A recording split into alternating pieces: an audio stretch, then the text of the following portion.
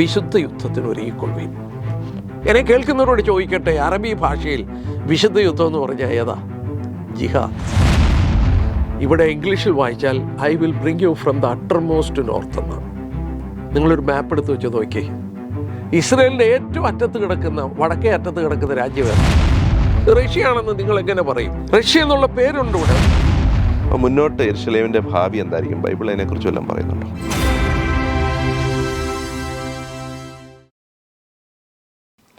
നമസ്കാരം, ലൈഫ് ഫോക്കസിൻ്റെ മറ്റൊരു എപ്പിസോഡിലേക്ക് സ്വാഗതം. കഴിഞ്ഞ എപ്പിസോഡുകളിൽ നമ്മളോടൊപ്പം ഇവാഞ്ചലിസ്റ്റ് ജോൺ ബി തോമസ് സാറുണ്ടായിരുന്നു. ഇന്നും നമ്മളോടൊപ്പം ഉണ്ട്. ഇസ്രായേലും ആയിട്ട് ബന്ധപ്പെട്ട, അല്ലെങ്കിൽ ഇപ്പോൾ നടക്കുന്ന യുദ്ധങ്ങളും ഒക്കെ ആയിട്ട് ബന്ധപ്പെട്ട വിഷയങ്ങളാണ് നമ്മൾ ചർച്ച ചെയ്തുകൊണ്ടിരിക്കുന്നത്. നമ്മൾ ഇപ്പോൾ നോക്കുകയാണെങ്കിൽ യെരുശലേം ഒരു പ്രധാനപ്പെട്ട സ്ഥലമാണ്. പ്രത്യേകിച്ച് യഹൂദന്മാർക്കും മുസ്ലിംസിനും അതുപോലെ തന്നെ ക്രിസ്ത്യൻസിനും വളരെ പ്രധാനപ്പെട്ട സ്ഥലമാണ് യെരുശലേം. അപ്പോൾ മുന്നോട്ട് യെരുശലേമിൻ്റെ ഭാവി എന്തായിരിക്കും? ബൈബിൾ അതിനെക്കുറിച്ച് വല്ലതും പറയുന്നുണ്ടോ? ഒരു വാക്യം ഞാൻ ആദ്യം ഒന്ന് വായിച്ചോട്ടെ. അതായത് സക്രിയാവിൻ്റെ പ്രവചനം എടുക്കുമ്പോൾ ഒരു പ്രത്യേക ഭാഗം നമ്മളെ ചിന്തിപ്പിക്കേണ്ടതാണ്. സക്രിയ പ്രവചനം 8-ാം അധ്യായം. കർത്താവായ യേശുക്രിസ്തുവിൻ്റെ മടങ്ങിവരവാണ് വിഷയം. അവിടെ ഇങ്ങനെയാണ് രേഖപ്പെടുത്തിയിരിക്കുന്നത്. 3-ാമത്തെ വാക്യം ഞാൻ വായിക്കുകയാണ്. യഹോവ ഇപ്രകാരം അരുളിച്ചെയ്യുന്നു, ഞാൻ സിയോനിലേക്ക് മടങ്ങി വന്ന് യെരുശലേമിൻ്റെ മധ്യേ വസിക്കും. യെരുശലേമിന് സത്യനഗരമെന്നും സൈന്യങ്ങളുടെ യഹോവയുടെ പർവ്വതത്തിനും വിശുദ്ധ പർവ്വതം എന്നും പേർ പറയും. അപ്പോൾ കർത്താവായ യേശുക്രിസ്തു മടങ്ങി വന്ന് യെരുശലേമിൽ വസിക്കാൻ പോവുകയാണ്. പക്ഷേ യെരുശലേം ഇന്ന് വാസ്തവത്തിൽ ദൈവത്തിന് അവകാശപ്പെടാൻ വയ്യാത്ത വിധത്തിൽ കിടക്കുന്നൊരു സ്ഥലമാണ്. കാരണം ഞാൻ പറയാം, ഇന്ന് ആ ഭാഗം ലോകത്തിലെ ഏറ്റവും കോൺട്രവേഴ്ഷ്യലായ ഒരു ഭാഗവും യഹൂദൻ്റെ കൈകളിലാണെങ്കിലും 67 യുദ്ധത്തിൽ അവൻ പിടിച്ചെടുത്തെങ്കിലും ദേവാലയം നിൽക്കുന്ന, പർവ്വതം നിൽക്കുന്ന സ്ഥലത്തിൻ്റെ പേരാണ് ദേവാലയം പണിയപ്പെടേണ്ട ടെമ്പിൾ മൗണ്ട്. ആ ടെമ്പിൾ മൗണ്ട് അറബ് വഖഫ് എന്ന് പറഞ്ഞാൽ മുസ്ലിം മതത്തിൻ്റെ ഒരു കമ്മിറ്റി പോലത്തെ ഒരു ഇതാണ് വഖഫ്. അവരുടെ കൈ കൊടുത്തിരിക്കുക. ഇവർ പിടിച്ചെടുത്തതാണ്, പക്ഷേ വിട്ടുകൊടുത്താണ്. അപ്പം അവിടെ റൂൾ ചെയ്യുന്നത് ശരിക്കും അവരാ. പക്ഷേ അവർക്ക് ആർമിയൊന്നുമില്ല. എന്നാൽ അവിടെയുള്ള പട്ടാളം എന്ന് പറഞ്ഞാൽ ഇസ്രയേലിൻ്റെ പട്ടാളമാണ്. ഈ യഹൂദന്മാരെ ശ്രദ്ധിച്ച് നോക്കിയാൽ 80% സെക്കുലറാണ്. അവർ ദൈവവിശ്വാസികളൊന്നുമല്ല, വെറും ഭൗമികവാദികളെ പോലെ ജീവിക്കുന്നു. 50% നിരീശ്വരന്മാരുമാണ്, എത്തിസ്റ്റുകൾ. അങ്ങനെയുള്ള ഇവരുടെ മധ്യത്തിൽ യേശുക്രിസ്തു എങ്ങനെ മടങ്ങി വരും? യേശുക്രിസ്തു മടങ്ങി വരണമെങ്കിൽ ഇവരല്ലേ പറഞ്ഞത്, ഇവനെ ക്രൂശിക്കാൻ ഞങ്ങൾക്കവനെ വേണ്ട. അവരുടെ വായ് കൊണ്ട് തിരിച്ച് പറയണം, അവൻ അനുഗ്രഹിക്കപ്പെട്ടവനാണ്. അതെങ്ങനെ പറയും? ഞാൻ 2 വാക്യം വായിക്കാം. ഒന്ന് യേശുക്രിസ്തു നേരിട്ട് പറഞ്ഞൊരു വാക്യം വായിക്കാം. മത്തായിയുടെ സുവിശേഷം 23-ാം അധ്യായം അതിൻ്റെ 38-39 യേശുക്രിസ്തു തന്നെ അവരോട് പറഞ്ഞതാണ്. നിങ്ങളുടെ ഭവനം ശൂന്യമായി തീരും, കർത്താവിൻ്റെ നാമത്തിൽ വരുന്നവൻ അനുഗ്രഹിക്കപ്പെട്ടവനെന്ന് നിങ്ങൾ പറയുവോളം നിങ്ങൾ ഇനി എന്നെ കാണുകയില്ല എന്ന് ഞാൻ നിങ്ങളോട് പറയുന്നു. അപ്പോൾ കർത്താവിനെ അവർ കാണണമെങ്കിൽ, കർത്താവ് അവരുടെ മധ്യത്തിൽ മടങ്ങി വരണമെങ്കിൽ അവരുടെ നാവ് കൊണ്ട് പറയണം, കർത്താവിൻ്റെ നാമത്തിൽ വരുന്നവൻ അനുഗ്രഹിക്കപ്പെട്ടവനെന്ന് പറയണം. അത് യഹൂദൻ ഇന്ന് പറയില്ല. അവർ യേശുക്രിസ്തുവിൽ വിശ്വസിക്കത്തേയില്ല. അവരുടെ മധ്യത്തിൽ ഏതാണ്ട് 1% കഷ്ടിച്ച് കാണും മശിഹയിൽ വിശ്വസിച്ചിട്ടുള്ളവർ. എന്നാൽ ഞാൻ ഒരു വാക്യം കൂടെ വായിക്കട്ടെ. ഹോശേയ പ്രവചനം 5-ാം അധ്യായത്തിൻ്റെ 15-ാമത്തെ വാക്യം വളരെ പ്രാധാന്യത അർഹിക്കുന്നു. ക്രിസ്തു അവരുടെ മധ്യത്തിൽ വന്നു, അവനെ തിരസ്കരിച്ചു. അവൻ ഇപ്പോഴിവിടെയാണ്, സ്വർഗത്തിലാണ്.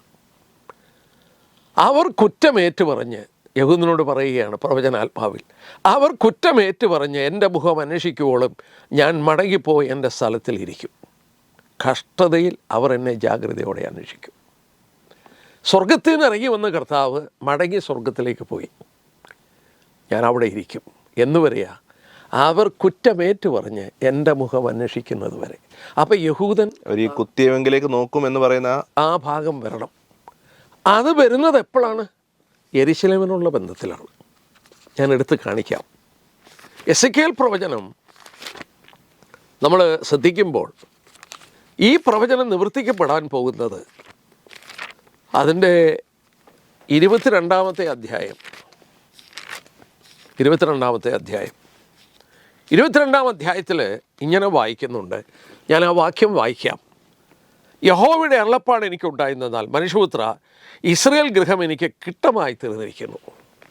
ഈ കിട്ടമാകുക എന്ന് പറഞ്ഞാൽ എന്താണെന്നറിയോ? തനി തങ്കവും വെള്ളിയിലും പൊന്നിലൊക്കെ മറ്റ് ലോഹങ്ങൾ ചേർന്ന് മാറ്റ് കുറയുമ്പോൾ പറയുന്നതാണ് കിട്ടമായി, ഡ്രോസ്. അതാരെക്കുറിച്ചാണ് പറയുന്നത്? ഇസ്രായേലിനെ കുറിച്ചാണ് പറയുന്നത്. ഞാൻ വായിക്കാം, എന്നിട്ട് ആ ഭാഗത്തിലേക്ക് മടങ്ങി വരാം. വിലാപങ്ങളുടെ പുസ്തകം 4-ാം അധ്യായം 1-ാം വാക്യം, അയ്യോ പൊന്നു മങ്ങിപ്പോയി, നിർമ്മല തങ്കം മാറിപ്പോയി. 2-ാം വാക്യം, തങ്കത്തോട് തുല്യരായിരുന്ന സിയോൻ്റെ വിശിഷ്ടപുത്രന്മാർ. അപ്പം ദൈവം പറയുന്ന വാക്കാണ്, നോക്കിയേ, തങ്കത്തോട് തുല്യരായിരുന്ന സിയോൻ്റെ വിശിഷ്ടപുത്രന്മാർ. ദൈവത്തിന് മുമ്പിൽ അവരങ്ങനെയായിരുന്നു. അബ്രഹാം, ഇസാക്ക്, യാക്കോബ്, പ്രവാചകന്മാരൊക്കെ. ദൈവം ചോദിക്കുക, പൊന്നു മങ്ങിപ്പോയി, അതിനെ മാറ്റുപോയി. അങ്ങനെ മാറ്റുപോയാൽ തട്ടാന് പിന്നെ ചെയ്യാൻ കഴിയുന്ന കാര്യം എന്തുവാ? അതിനെ ഉലയിലിട്ട് ശുദ്ധീകരിക്കുകയാണ്. ഇവിടെ നോക്കിയാട്ടെ, യഹോവയുടെ അരുളപ്പാട് എനിക്കുണ്ടായിരുന്ന, മനുഷ്യപുത്ര, ഇസ്രായേൽ ഗൃഹം എനിക്ക് കിട്ടമായി തീർന്നു. അവരെല്ലാവരും ഉലയുടെ നടുവിൽ താമ്രവും വെളുത്തിയവും ഇരുമ്പും കറുത്തിയവും തന്നെ. അവർ വെള്ളിയുടെ കിട്ടമായി തീർന്നു. അതുകൊണ്ട് അടുത്ത ഭാഗം ശ്രദ്ധിച്ചോണം. അതുകൊണ്ട് യഹോവയെ കർത്താവ് ഇപ്രകാരം അരുളിച്ചെയ്യുന്നു, നിങ്ങളെല്ലാവരും കിട്ടമായി തീർന്നിരിക്കൊണ്ട് ഞാൻ നിങ്ങളെ യെരൂശലേമിൻ്റെ നടുവിൽ കൂട്ടും. വെള്ളി ഊതിക്കഴിക്കുന്ന പോലെ, വെള്ളിയും താമ്രവും ഇരുമ്പും കറുത്തിയവും വെളുത്തിയവും ഉലയുടെ നടുവിലിട്ട് ഊതി ഉരുക്കുന്നത് പോലെ ഞാൻ എൻ്റെ കോപത്തിലും എൻ്റെ ക്രോധത്തിലും നിങ്ങളുടെ മേൽ കൂട്ടി ഉരുക്കും.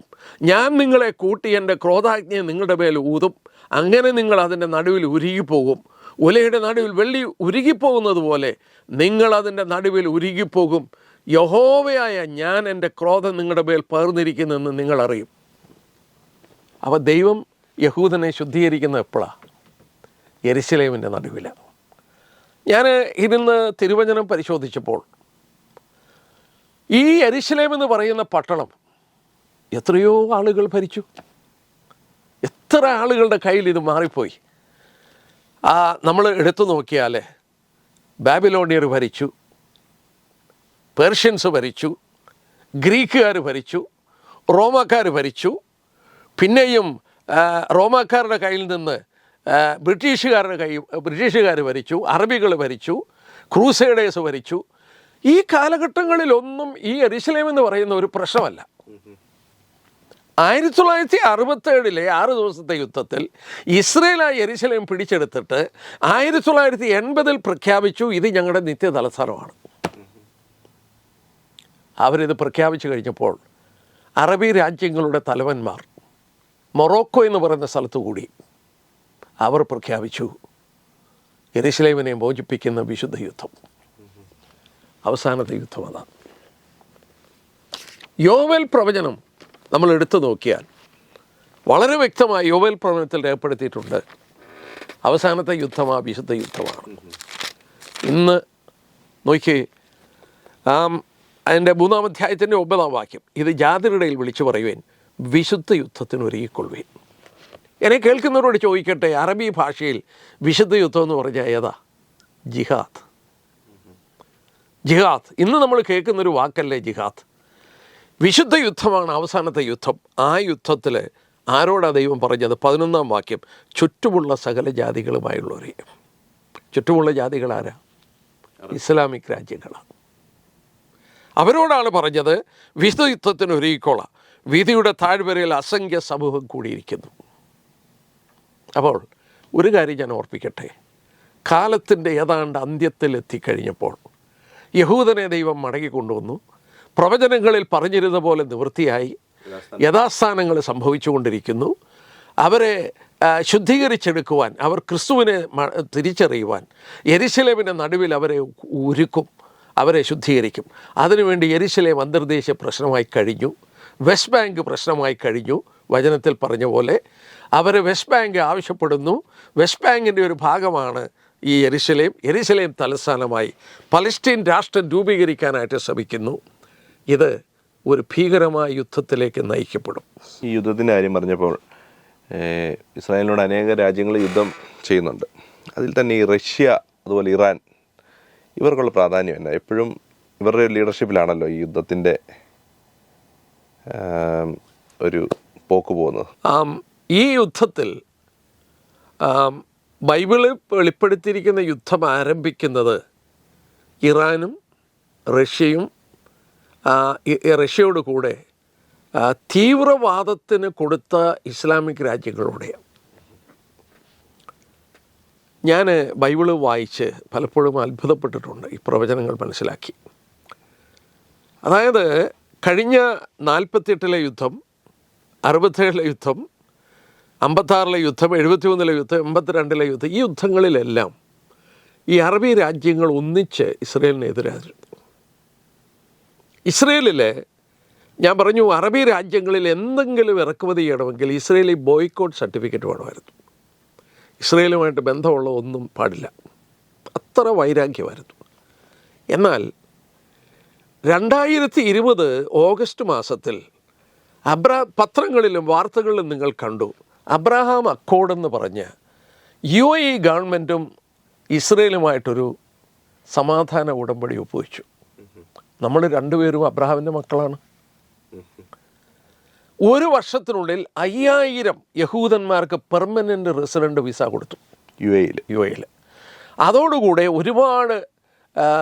ഒരുപാട് വേറെ വിസിറ്റിംഗ് വിസയും കൊടുത്തു. ഒരു യഹൂദ പെൺകുട്ടി അബുദാബിയിലുള്ള ഒരു അറബിക്ക് വേണ്ടി ഒരു കിഡ്നി ഡൊണേറ്റ് ചെയ്യുന്നു. ഇതൊക്കെ വലിയ സംഭവങ്ങളാണ്, ചിന്തിക്കാനൊക്കത്തില്ല. ഈ 2 രാജ്യങ്ങളും തമ്മിൽ ബിസിനസ്സുകൾ ആരംഭിച്ചു. നയതന്ത്ര ബന്ധത്തിന് വേണ്ടി എംബസികൾ തുറന്നു. ഇവിടെയുള്ളവർ അവിടെ ചെന്ന് കൃഷി പഠിക്കുന്നു, അവിടെയുള്ളവർ ഇവിടെ വരുന്നു. ഈ രാജ്യങ്ങൾ അടുത്തു. അതിനെ തുടർന്നു ബഹ്റിൻ, സൗദി അറേബ്യ, ഈ രാജ്യങ്ങൾ. എന്തുകൊണ്ടാണ് ഈ വ്യത്യാസം വന്നേ? വളരെ ചിന്തിച്ചു. എന്നെ ഇത് ഒപ്പുവെച്ച് കഴിഞ്ഞപ്പോൾ തന്നെ മധ്യപൂർവ്വദേശത്തു നിന്ന് എനിക്ക് ഫോൺ കോൾ വന്നു. ബ്രദർ, ഇങ്ങനെ സംഭവിച്ചു, അറിഞ്ഞോ? ഞാൻ പറഞ്ഞു, അറിഞ്ഞു. ഞങ്ങൾക്കൊരു ക്ലാസ് എടുക്കാമോ? ഈ വിഷയം ഒന്ന് എടുക്കാമോ? ആട്ടെ. സൂമിലൂടെ ഞാൻ ഈ ഒരു ക്ലാസ് എടുത്തു. ഞാൻ ചൂണ്ടിക്കാണിച്ചു, കാലത്തിൻ്റെ അന്ത്യത്തിലെത്തുമ്പോൾ ഇസ്ലാം വേൾഡ് രണ്ടാകും. ഒരു കൂട്ടം ഇസ്ലാമിക് രാജ്യങ്ങൾ റഷ്യയുടെ നേതൃത്വത്തിലും ഒരു കൂട്ടം ഇസ്ലാമിക് രാജ്യങ്ങൾ അമേരിക്കയുടെയും യൂറോപ്പിൻ്റെയും പക്ഷത്തിലും വരും. അത് അന്ത്യയുദ്ധത്തിന് വേണ്ടിയാണ്. ഇന്നതായി കഴിഞ്ഞു. നമ്മൾ ജീവിച്ചിരിക്കുന്ന ദിവസങ്ങളിൽ ഞാൻ കേൾക്കുന്നവരോട് പറയട്ടെ, 2020 ഇത് സംഭവിച്ചത്. അങ്ങനെയൊക്കെ ബൈബിളിൽ പറഞ്ഞിട്ടുണ്ടോ? ഞാൻ ഓടിച്ച് പറയാനേ നേരമുള്ളൂ. എസെക്കിയേൽ പ്രവചനം ഒന്ന് എടുക്കാം. അത് മഹോപദ്രവ കാലഘട്ടത്തിൻ്റെ നടുക്ക് ആരംഭിക്കുന്ന യുദ്ധമാണ്. ആ 38-39 റഷ്യയുടെ നേതൃത്വത്തിൽ. റഷ്യയാണെന്ന് മനസ്സിലാക്കാൻ എങ്ങനെ കഴിയും? ഒരു ചോദ്യം വന്നേക്കാം. റഷ്യയാണെന്ന് നിങ്ങൾ എങ്ങനെ പറയും? റഷ്യ എന്ന് പേര് കൊടുത്തിട്ടുണ്ടോ? റഷ്യ എന്നുള്ള പേരുണ്ട് ഇവിടെ.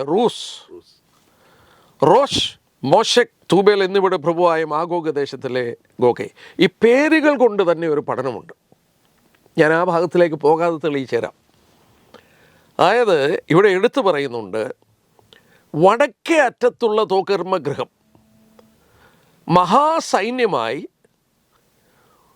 ഞാൻ ആ വാക്യം വായിക്കട്ടെ, 15-ാം വാക്യം. നീയും നിന്നോടുകൂടെ പല ജാതികളും ഒട്ടൊഴിയാതെ കുതിരപ്പുറത്ത് കയറിയ ഒരു സമൂഹം മഹാസൈന്യമായി നിന്റെ ദിക്കിൽ നിന്ന് വടക്കേ അറ്റത്ത് നിന്ന് തന്നെ വരും. വീണ്ടും എടുത്ത് വായിക്കുന്നുണ്ട്, 39-ന്റെ 2-ാം വാക്യം. നിന്നെ വടക്കേ അറ്റത്ത് നിന്ന് പുറപ്പെടുവിക്കും. നമ്മൾ നേരത്തെ ശ്രദ്ധിച്ചു, ലോകത്തിൻ്റെ സെൻട്രൽ എന്ന് പറഞ്ഞാൽ ഇസ്രയേലാണ്. അതിൻ്റെ വടക്കെന്ന് പറഞ്ഞാൽ ഇവിടെ ഇംഗ്ലീഷിൽ വായിച്ചാൽ I will bring you from the uttermost north എന്നാണ്. നിങ്ങളൊരു മാപ്പ് എടുത്ത് വെച്ച് നോക്കിയേ. ഇസ്രയേലിൻ്റെ ഏറ്റവും അറ്റത്ത് കിടക്കുന്ന, വടക്കേ അറ്റത്ത് കിടക്കുന്ന രാജ്യം ലൈൻ പിടിച്ചാൽ കൃത്യം റഷ്യയാണ്. അപ്പോൾ ജോഗ്രഫിക്കൽ ലൊക്കേഷൻ വെച്ചിട്ട് റഷ്യയാണ്. റഷ്യയോട് ദൈവം പറയുന്ന വാക്ക് കണ്ടോ?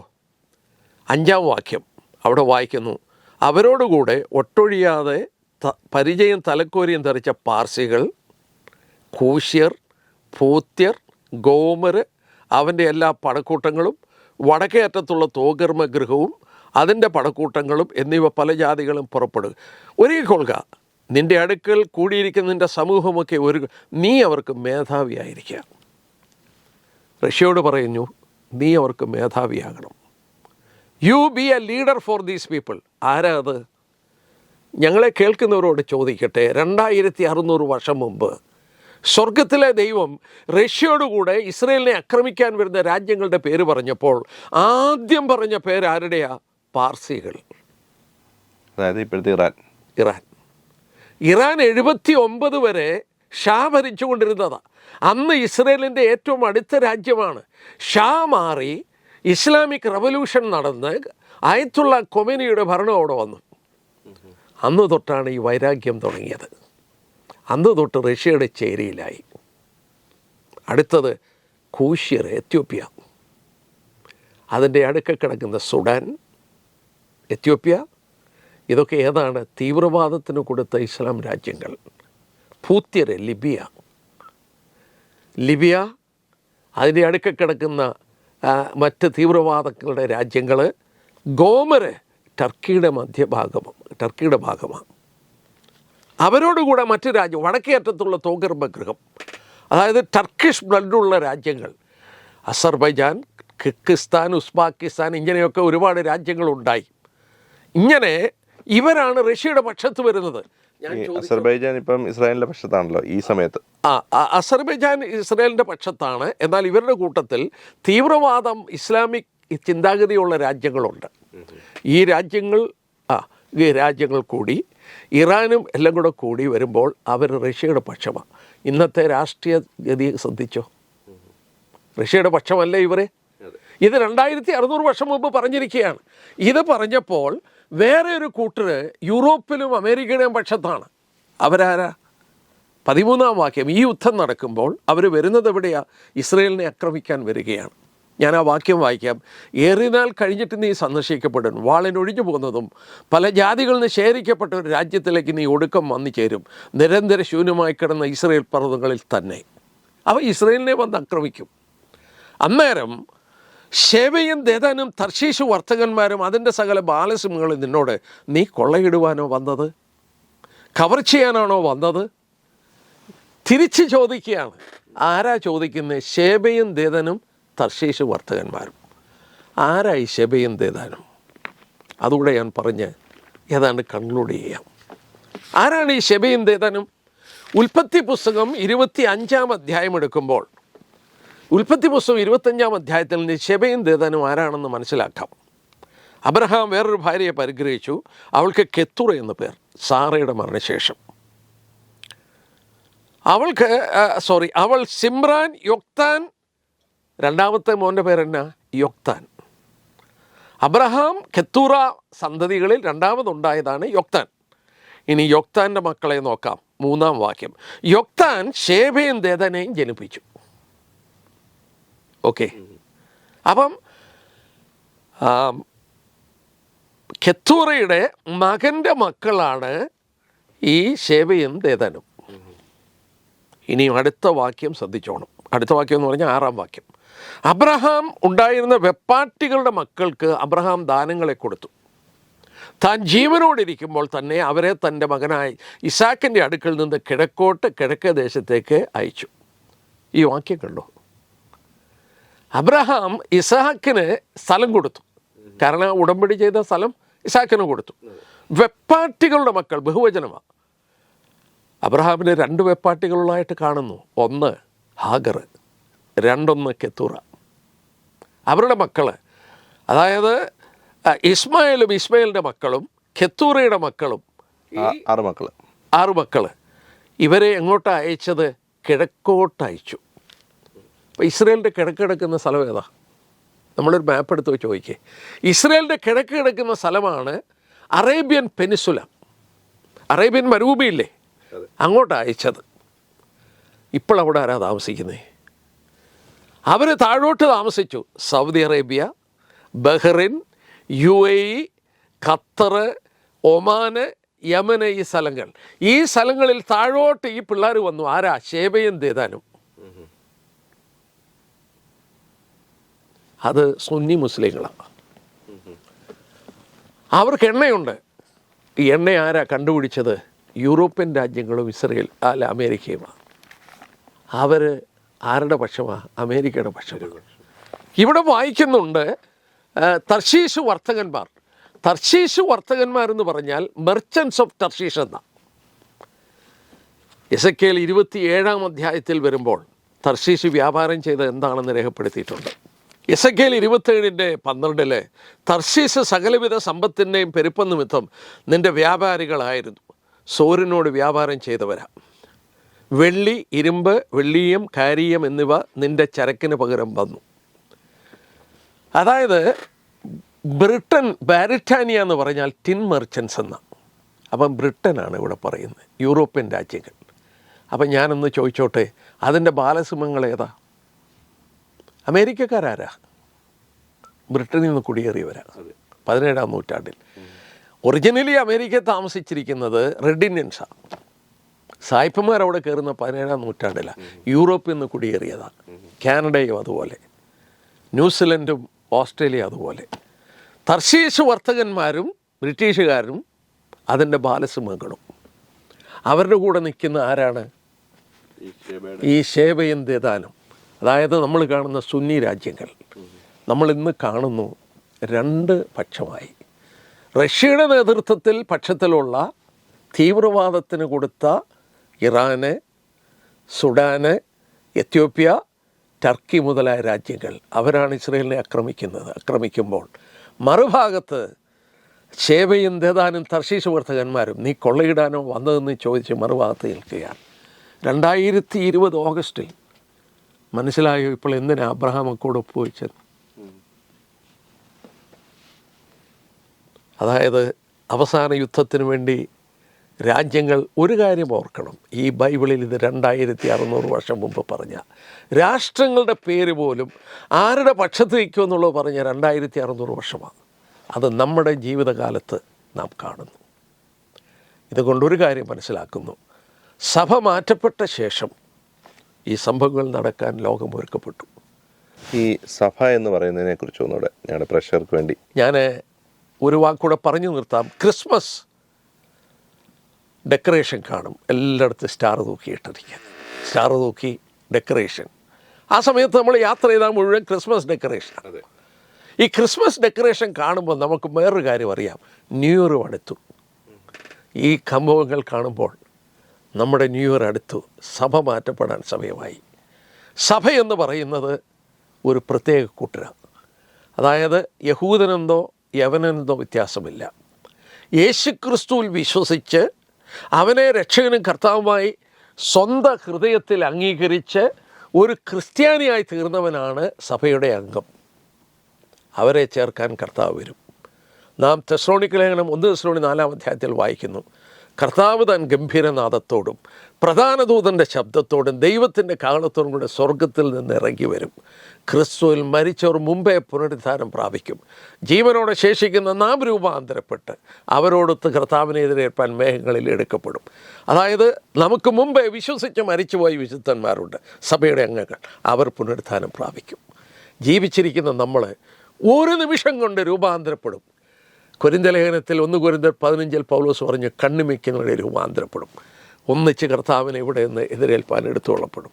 അതാണ് ഉത്പ്രാവണം, അതാണ് സഭയെന്ന് പറയുന്നത്. ഈ അന്ത്യകാല സംഭവങ്ങൾ കാണുമ്പോഴെല്ലാം നമ്മൾ മനസ്സിലാക്കേണ്ട കാര്യം, കർത്താവിൻ്റെ വരവടുത്തു, വളരെ അടുത്തു. ആ വരവെങ്കിൽ എടുക്കപ്പെടുന്ന കൂട്ടത്തിലാണോ നമ്മളെന്ന് ചിന്തിക്കാനായിട്ട് ഇടയായി തീരണം. ക്രിസ്മസ് ലൈറ്റ് കത്തിച്ച് കഴിഞ്ഞു, ഇനി ന്യൂ ഇയർ അടുക്കാൻ പോവാം. യേശുക്രിസ്തുവിൻ്റെ വരവ് ഏറ്റവും അടുത്തു എന്നുള്ളത് ചരിത്ര സംഭവങ്ങളിലൂടെ, വേദപുസ്തകത്തിൻ്റെ പ്രവചനങ്ങളുടെ നിവൃത്തിയിലൂടെ വ്യക്തമായി നമ്മളെ കാണിക്കുന്നു. കഴിഞ്ഞ കുറേ എപ്പിസോഡുകളായിട്ട് ഇസ്രയേലും അതിനോടനുബന്ധിച്ച് നടക്കുന്ന സംഭവവികാസങ്ങളും ബൈബിളിൻ്റെ അടിസ്ഥാനത്തിൽ നമ്മൾ ചർച്ച ചെയ്യായിരുന്നു. ലൈഫ് ഫോക്കസിൻ്റെ പ്രേക്ഷകർക്ക് വേണ്ടി ഇത്രയും എപ്പിസോഡുകൾ ചെയ്തതിന് പ്രത്യേകം നന്ദി അറിയിക്കുകയാണ്. ഇനി വീണ്ടും ചില എപ്പിസോഡുകൾ ചെയ്യണമെന്ന് ആഗ്രഹമുണ്ട്. ആ നിലയിൽ നമുക്ക് ചെയ്യാമെന്ന് വിചാരിക്കുന്നു. ദൈവം ധാരാളമായിട്ട് അനുഗ്രഹിക്കട്ടെ. ലൈഫ് ഫോക്കസിൻ്റെ പേരിലുള്ള നന്ദി അറിയിച്ചോളൂ. ലോക സംഭവങ്ങൾ ഇന്ന് കർത്താവിൻ്റെ വരവിനെ വിളിച്ചോതുകയാണ്. അത് കേവലം നമ്മൾ മനുഷ്യ ബുദ്ധി കൊണ്ട് മനസ്സിലാക്കുകയല്ല, ദൈവാത്മാവിനാൽ ദൈവം വിശുദ്ധ വേദപുസ്തകത്തിൽ നമ്മൾ കേട്ടതുപോലെ ഏകദേശം 2000-അപ്പുറം വർഷങ്ങൾ മുൻപ് രേഖപ്പെടുത്തിയിരിക്കുകയാണ്. ഇത് കാണുമ്പോൾ നമ്മുടെ ജീവിതങ്ങളെ ഒന്ന് പരിശോധിക്കുവാൻ ദൈവം നമ്മളെ സഹായിക്കട്ടെ. കർത്താവ് വരുമ്പോൾ എടുക്കപ്പെടുന്ന കൂട്ടത്തിൽ അല്ലെങ്കിൽ സഭയുടെ അംഗങ്ങളായി തീരുവാൻ നമുക്ക് കഴിഞ്ഞിട്ടുണ്ടോ? യേശുവിൽ വിശ്വസിച്ച് രക്ഷ നേടുവാനായിട്ട് ഇടയായി തീർന്നിട്ടുണ്ടോ? നമ്മുടെ പാപങ്ങളെ ഏറ്റുപറഞ്ഞ് നമ്മുടെ പാപങ്ങൾക്ക് പരിഹാരമായി ക്രൂശിൽ മരിച്ച ഈ രക്ഷകനെ ഹൃദയത്തിൽ സ്വീകരിച്ച് രക്ഷ പ്രാപിച്ചവരായി തീർന്നിട്ടുണ്ടോ? ആ ഗണത്തിൽ നമ്മൾ പെട്ടിട്ടുണ്ടോ? ഇതൊക്കെ ചിന്തിക്കുവാനായിട്ട് ദൈവം നിങ്ങളെ ഇടയാക്കട്ടെ. അങ്ങനെയല്ലെങ്കിൽ എത്രയും വേഗം ആ നിലയിൽ നിങ്ങൾ യേശുവിനായിട്ട് നിങ്ങളുടെ ഹൃദയം സമർപ്പിക്കുക, യേശുവിനെ രക്ഷകനായിട്ട് ഉള്ളിൽ സ്വീകരിക്കുക, ദൈവമക്കളായി തീരുക. ഞങ്ങളെ കേട്ട എല്ലാ പ്രേക്ഷകർക്കും ഞങ്ങളുടെ നന്ദി അറിയിക്കുകയാണ്. ഈ വിഷയവുമായിട്ട് ബന്ധപ്പെട്ട് നിങ്ങളുടെ സംശയങ്ങൾ താഴെ കൊടുത്തിരിക്കുന്ന നമ്പറിൽ ബന്ധപ്പെടാവുന്നതാണ്. അല്ലെങ്കിൽ ഞങ്ങളുടെ വെബ്സൈറ്റ് പരിശോധിക്കാവുന്നതാണ്. ഞങ്ങൾക്ക് ഇമെയിൽ അയക്കാവുന്നതാണ്. അതിൻ്റെ അഡ്രസ്സ് താഴെ കൊടുത്തിട്ടുണ്ട്. ഈ ചാനൽ സബ്സ്ക്രൈബ് ചെയ്യുക. കൂടുതൽ വീഡിയോസ് നിങ്ങൾക്കായി കാത്തിരിക്കുന്നു. ദൈവം നിങ്ങളെ എല്ലാവരെയും അനുഗ്രഹിക്കട്ടെ.